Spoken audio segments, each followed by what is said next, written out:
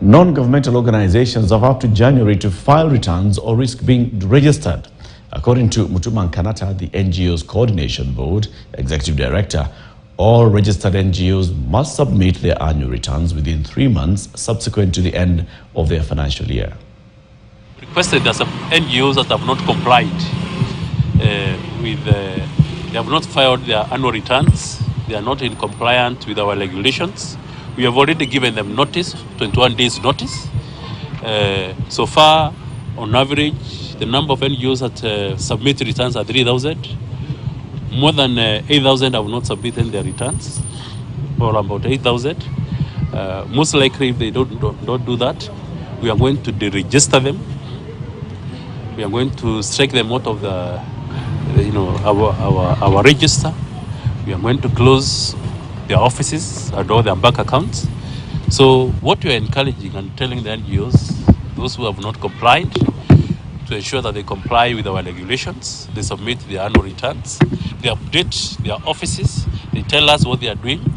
We really appreciate what the board has been able to do in terms of regulating the sector, and us as a National Council of NGOs promoting self-regulation for the sector.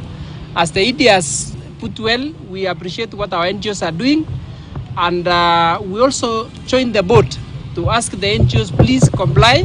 There is nothing wrong to comply with the necessary regulations, because when you are registered, you are given terms and conditions of your certificate, and there is nothing hard or difficult for you to follow those regulations. And we are also saying, if you have a challenge, please reach out. We are willing to hear. The board and the government are also willing to listen. But the whole idea is to root few elements in the sector who are using the sector for personal benefit. The sector is supposed to help the public, and the government is really supporting the NGOs. And where we have a challenge, the government is ready to listen, and we shall be there. So following Sunday's interview between the president and several media houses, we saw what the president was saying about the state of the economy and the work that the government has been doing in the last 1 year. Now, we want to interrogate what exactly the president said, the responses that he gave to the media. I'm joined by two guests shortly in the studio, and there's Marshall Nyangor, who's a financial analyst, and Beatrice Karida, who's a political and economic affairs commentator. They'll be joining me shortly for this conversation. Keep it here.